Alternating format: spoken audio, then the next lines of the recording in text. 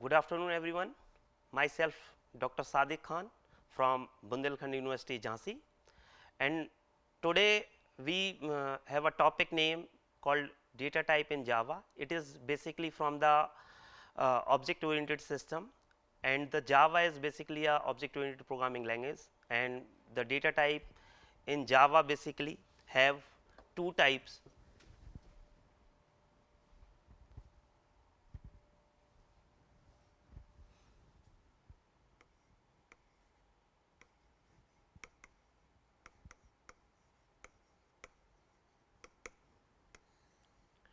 We have two types of data types.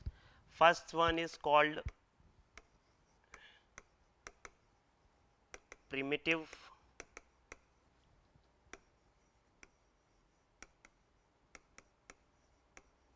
data type, and the second one is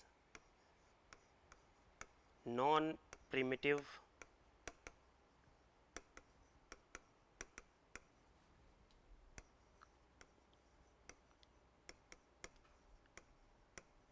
data type. Every programming languages have the data type. In Java, they are basically defined in the compiler and based on some keywords. So,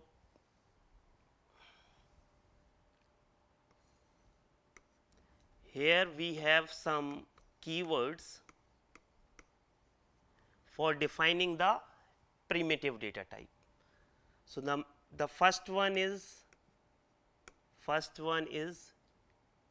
byte, and the second one is sort.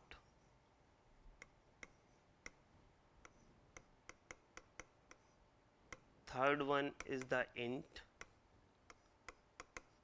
and fourth one is the long.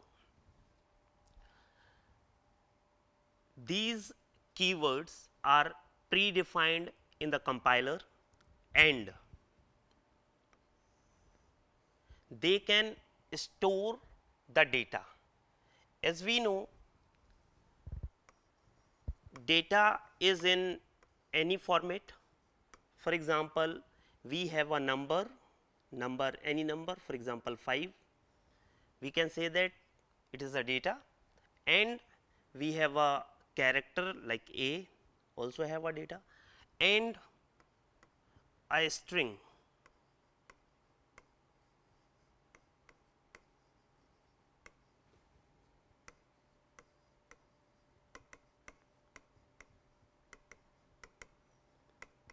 Is also a data.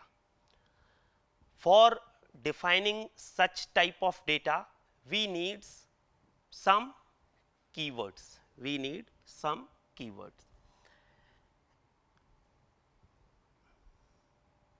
And each data have a specific memory in the memory.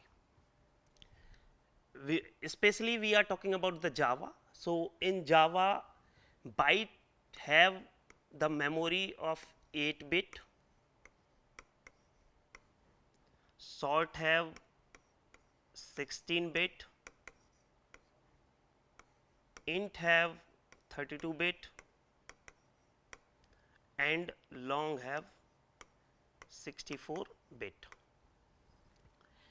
If we have some decimal numbers, then we have some specific keyword, for example float and double. So, float also have 32-bit and double have 64-bit. And if we need a character, then we have a keyword called char, C-H-A-R, and for storing the characters. And the next one is the Boolean. In Java, if we define the value in terms of true and false, then we use the keyword boolean and we can store the data in terms of true and false. So, now we have primitive data type in some categories, like for the byte, short, int and long, and some other categories for the decimal, for float and double, and two other categories for character and boolean. But every compiler or uh, every system software which is in the category of compiler is in the category of system software. So, they have some internal architecture. So, what this internal architecture do? It have the memory for the data type, and how this memory is calculated in actual number. So, we have a formula, we have a ready made formula for this. What is the formula?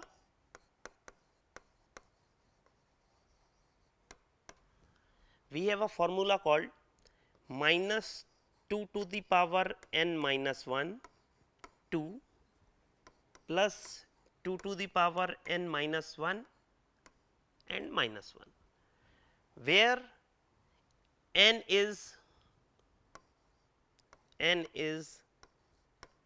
number of bits for a particular data type or particular keyword.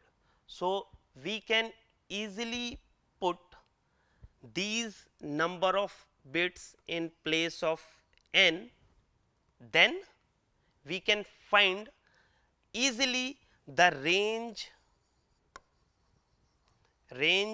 of the data type. Okay. So, in our next slide we can see how this range is calculated. So, now we have in the new slide. So, our formula is minus 2 to the power n minus 1 2 plus 2 to the power n minus 1 and minus 1. For the easiest calculation, in our previous byte have 8 bits in the memory. So, we put 8 in place of n. So, we have 2 to the power 8 minus 1 2 plus 2 to the power 8 minus 1 minus 1. So, we have to the power 7.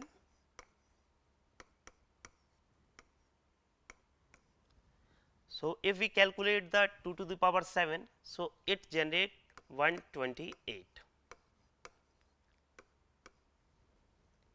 128 minus 1, 127.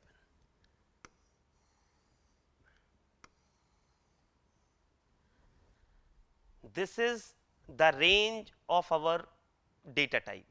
So, if we are defining byte in our program, so it can handle only the data between this number, and if we need some more memory or our data is some bigger number, then we can move to our other keyword like short or int.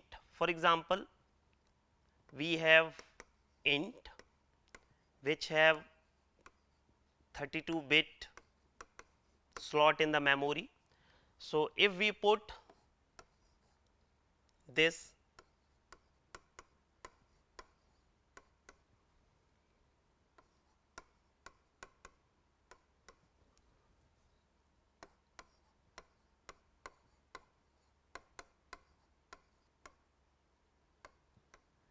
as we know, 2 to the power 31 is a good number for handling the data. So,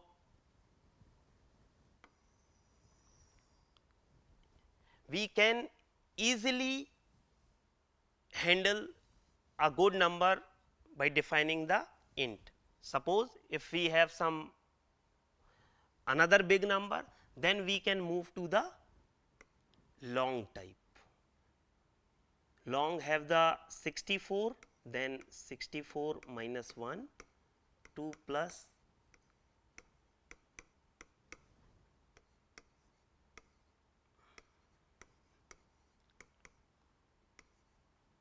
Java have a sufficient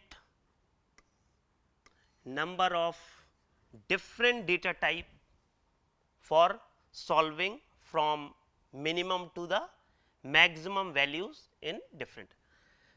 What is the motto behind providing these type of data type in terms of byte, salt, int and long?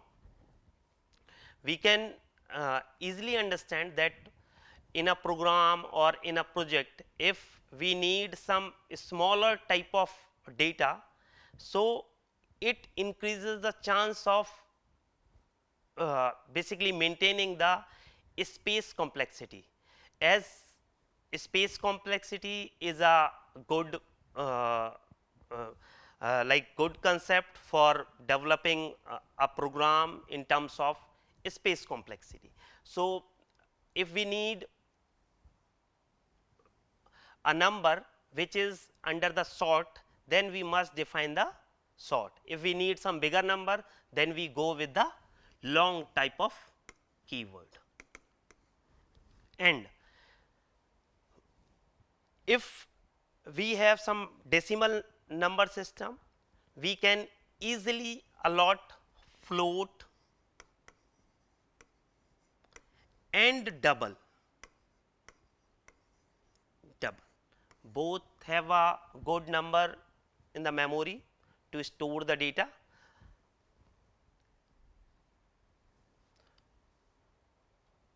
Okay, so we now for using this data type concept, we make a program.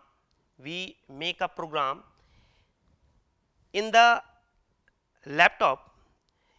We make a program in the laptop and write a program.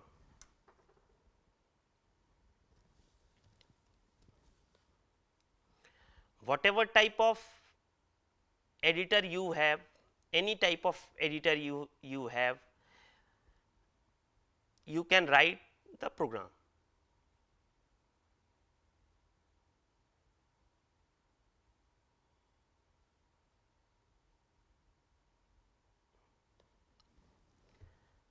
In the Java, we can first define a class,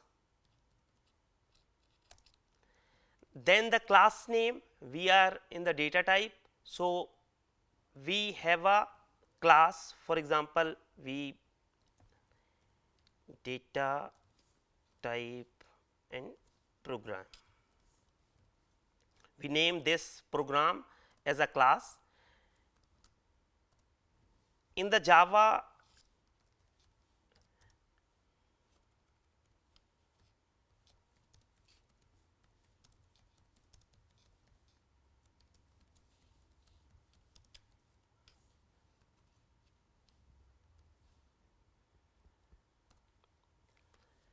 we have a main function. Inside this main function, we have a string and array of arguments. Now, if we use an integer type data, then we define integer, whatever type of number you have,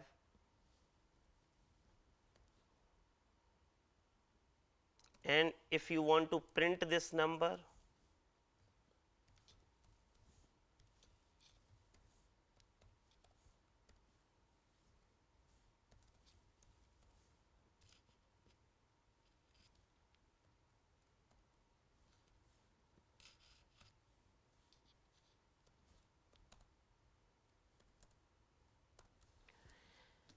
here in this program, we have a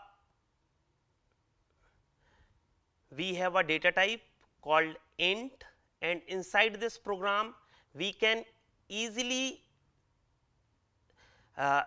basically integer a have some memory location where it have the 32 bit.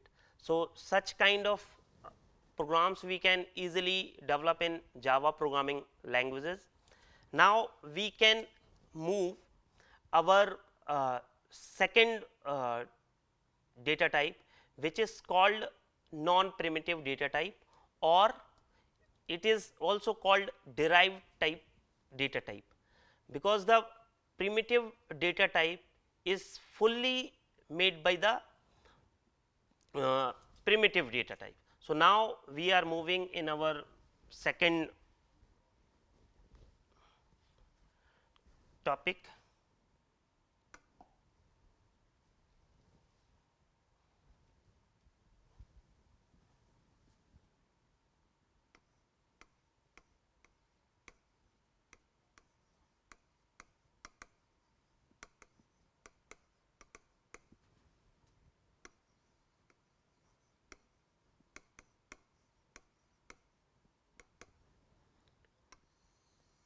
Non-primitive data type.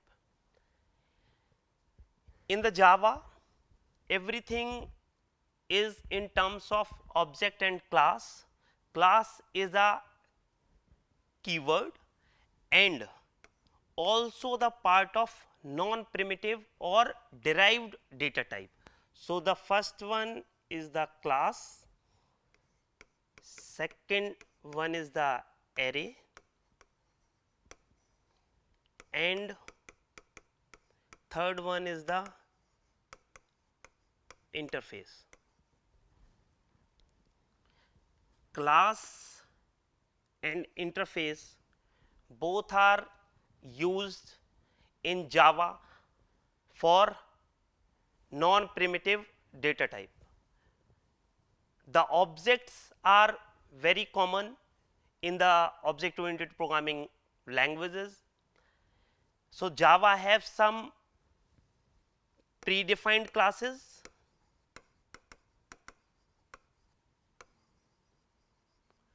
and some user defined classes.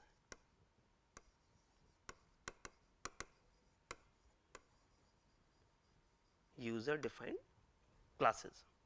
So, the predefined classes use the Java packages, and the user defined classes is developed by ourselves. We can develop the classes, whatever the logic we have inside the class, and then we can also use both type of classes as a non-primitive data type. So, if we have a ready-made class, in the last program, string is a class and defined inside the java.lang basic language program.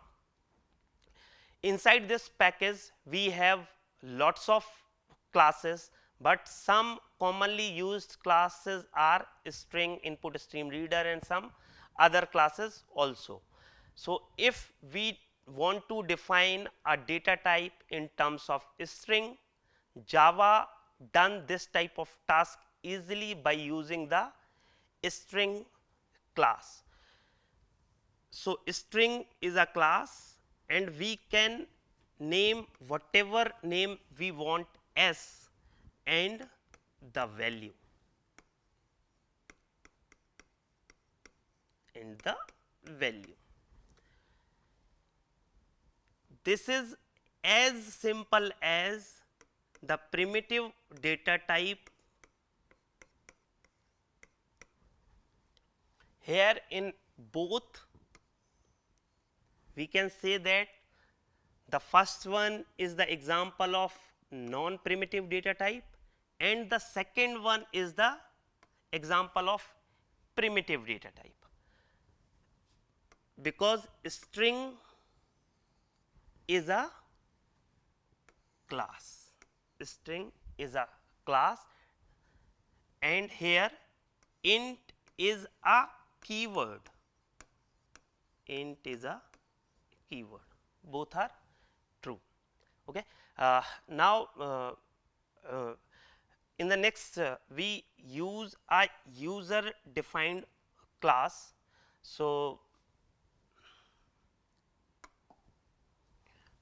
for example, we have a box, a class box. As we know, the box have some properties, like the box have height, length, width, or if we have some other dimensions also. So, box, if we are user and we want to write a class, so we can write this class by using class keyword, and inside this class we can easily define int or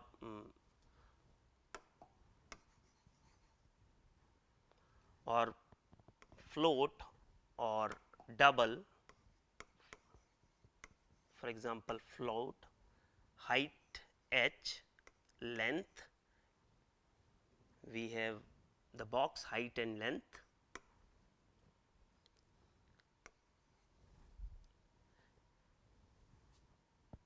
So, if we want a object which have both the value, so what we do, we can make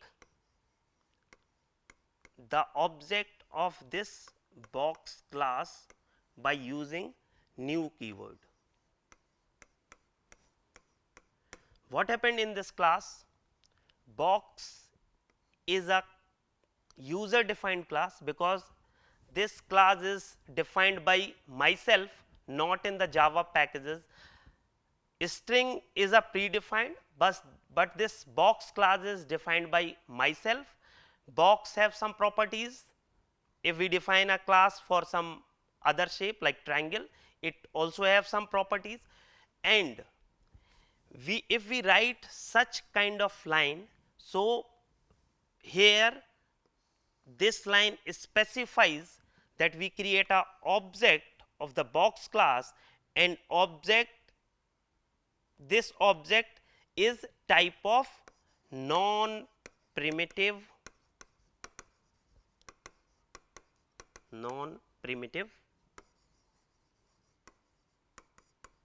data type or derived type, because this B is dependent upon the whatever type of values we fill inside our user defined program.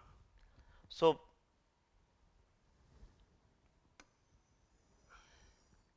here we can easily define byte, sort, int, we can define this also, both are true. Here we have first in the declaration, then the initialization. The similar manner here we can also do box B is in the first line, and in the next line B equal to new box. It is now better and much clear that we first here we dependent in the keyword which is defined in the compiler, but in the second case we do not have a box class anywhere in the Java packages, but we create such type of non primitive data type. It is data type is very useful in any programming languages. We can say that in C programming, in Java programming, Python programming, if you have a basic knowledge of data type, then you can do anything, because primitive type is easy to handle, but when we are talking about the non-primitive, it is more complex than the others. So, now I will conclude my topic is the primitive the data type, which is in two type, primitive data type and non-primitive data type, by using a program and some theory also. So, I hope you can use both the type of data in your program, in Java program.